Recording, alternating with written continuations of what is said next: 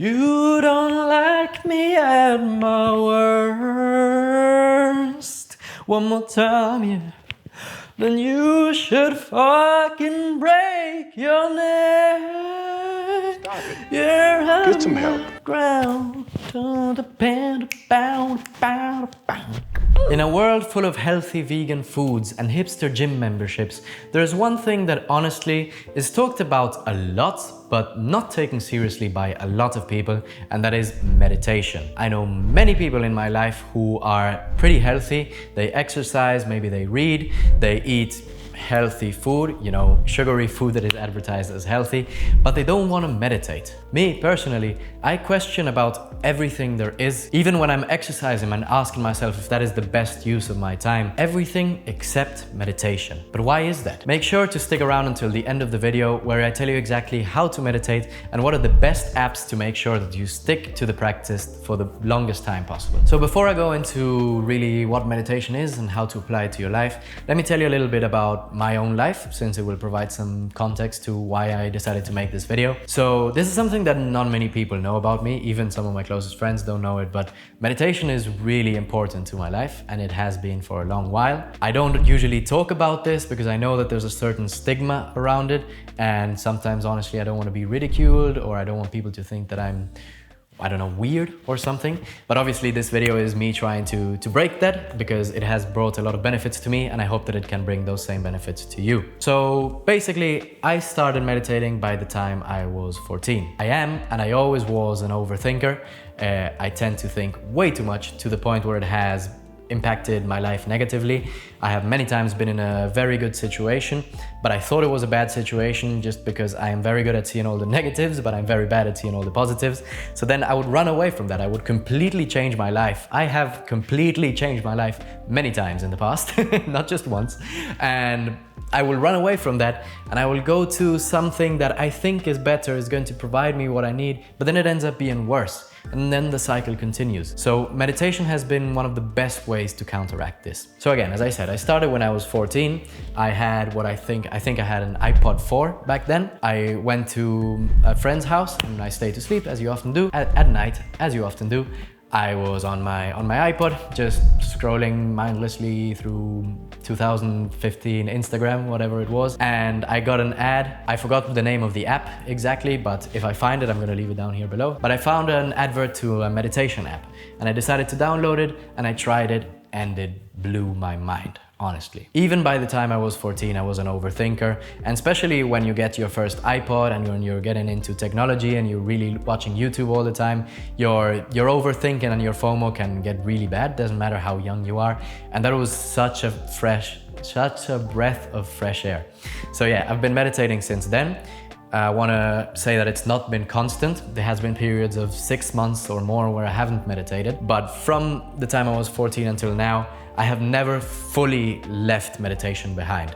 It's always something that I've had, at least like a last resource to use when I'm not feeling very well. And yeah, it's my chosen medication, honestly. It's the way I choose to fight FOMO, fear of missing out, overthinking, and again, like just the fact that sometimes we're not able to appreciate good moments. I think we all have that, no? Like we're with family, we're with friends, we might be on a hike, we might be, go-karting, doing paintball, watching a show that we enjoy, just doing something that we should be enjoying, but we're not enjoying it. We're just thinking about something else. The best thing, maybe the best way to describe meditation, what meditation brings to you, basically the best thing I've learned about it is that there is a separation between the things that happen to us and the way we interpret them. No situation, nothing is good or bad. It all depends on our interpretation. Something can happen to us and we can say, why does this happen to me? Life is so unfair. This only happens to me.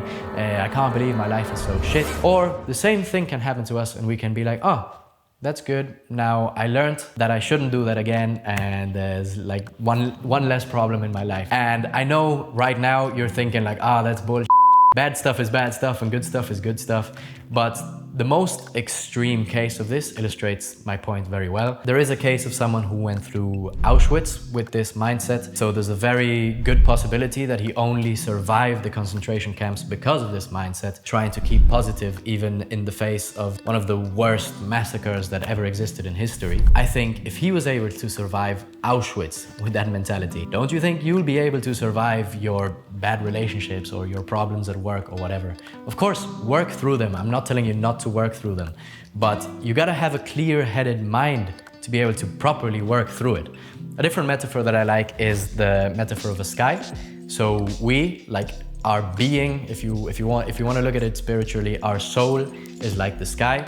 And then our thoughts are like clouds, you know? That's probably where the saying of clouded thoughts or whatever comes from. So we shouldn't be doing decisions based on those clouds, you know? Those clouds can be emotions such as fear, hatred, jealousy, or any negative emotion, you know? You don't want to make decisions based on that. You want to have a clear-headed mind. That's why you say clear-headed mind. And the way you do that is by recognizing the clouds and being able to differentiate the clouds from the sky. And meditation is the best way to do that. So everyone's journey through self-improvement begins differently. For a lot of people, it begins through exercise. For some people, it begins through reading.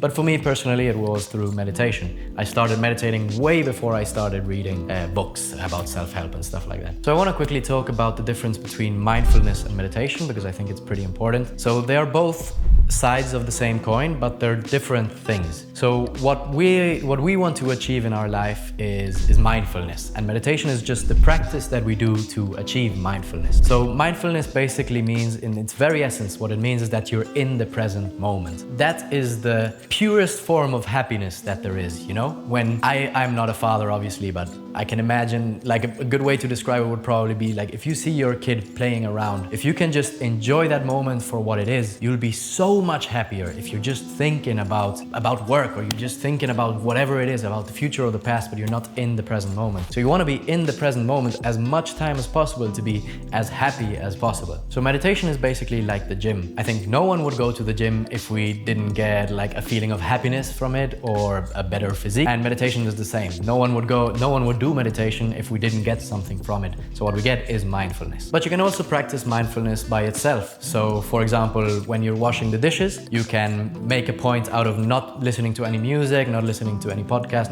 not doing anything but wash the dishes. Don't even think. If you say to yourself, don't think, you're gonna think, so don't do that. But instead just try to focus on the feelings of the water against your hands, you know, your body temperature, your breathing, stuff like that. And I know it sounds weird if you've never done this before, but this practice will really change your life if you stick with it consistently. I promise you. Please believe me! And if you think that what I'm suggesting is boring, don't you think that's a symptom of an overstimulated life? Don't you think the fact that you can't wash the dishes, the fact that you can't have a meal or do anything without the integration of music, podcast, Netflix, or in last case resort, your thoughts, don't you think that that means that you have a kind of like an untrained mind? I'm not trying to blame you here. I'm the same. We're all the same. Like, it's very, very, very hard to reach awakening, like, or nirvana, what you would call it. I'm not saying it's easy, but it is a pursuit worth pursuing. Pursuing mindfulness by itself, you know, is very difficult, and it feels like you're limiting yourself. Like if you usually have dinner while watching YouTube and you suddenly stop watching YouTube, you're gonna feel like you're depriving yourself of something. So there's a high chance that you won't stick with it. So that's why I don't recommend practicing mindfulness by itself, at least not at the beginning. So that's why I recommend what has the highest chances of success, which is meditation. Why is meditation so important? So I understand that for most people, meditation is something that only hippies do, that only weird people do, that only Buddhists do. Like everyone that meditates is super spiritual and they believe in crystals and that they can see ghosts, like that. It doesn't need to be. I understand the stigma might have been somewhat correct maybe 10 or 20 years ago. 10 or 20 years ago, I probably wouldn't even be making this video. I probably wouldn't even be recommending this because it wouldn't be essential. But the truth of the matter is, nowadays, we all have something in our pockets called our phone, a smartphone, and it is low-key ruining our lives. You know this, I don't need to tell this to you. And if it's not the smartphone, it's the computer. Like, we are, like everything we do is taking us away from the present moment. So now more than ever, it is super important to have something that can bring us back to the present moment, that can bring us back to how things used to be. I am very young, so I don't know much about how things used to be, but I think most older people, I have my ring, I didn't put my ring on, most older people will agree that times used to be better. And I think it's weird that there's so many young people in their 20s, in their golden ages, that have so much anxiety. That's definitely not something that has happened in the past. So you might be asking, why meditation? After all, there are many ways to improve your life. You can, for example, exercise, you can eat healthy, you can read, you can journal, and there's much more. You can have a cold shower, there's much more things that you can do. But in my personal opinion, meditation is the one with the highest ROI, so the highest return on investment. And the best way to make this point clear is by going to the extremes. Often by going to the extremes, it's easier to see what we otherwise wouldn't be seeing. So for example, if you're an incel, if you're a fat piece of shit, if you're a depressed boomer or whatever, the chances that you get up and that you do some exercise are really low, because it's going to be hard. It's going to be really hard to exercise at the beginning. And if you're used to eating junk food and suddenly you have to eat healthy, you're going to feel like you're depriving yourself of something that is kind of like your right, that you're depriving yourself from your right. On the other hand, meditation kind of solves this problem, because you can meditate for as long or as short as you want. You can, for example, be playing League of Legends all day. You can take a 5-minute break, have a 5-minute meditation, and then you can go back to League. Obviously, this is not what you want to do your whole life, but it's a very good way to start, because it means that you have a higher chance of sticking to your habit, especially when you know that everything you're doing is bad for you, because on the inside, you know. It's good to know that you have at least one thing that you're doing that is positive. And then that one thing might turn into 2 things, and that might turn into 3 things. And before you know it, you're a rich billionaire. That's an oversimplification, but you know what I mean. So of course, with this, consistency is key. I would prefer for you to meditate for 5 minutes, 7 days a week, than for you to meditate 1 hour once a month. And I have recommended this practice to a few people in my life, and I almost always get the same response. People are always like, this is not for me, or you know what, it didn't work for me. And honestly, when they say it, it makes me want to punch them in the face. Because of course it's not gonna work after one sitting. If you go once to the gym, you don't expect to get a 6-pack, right?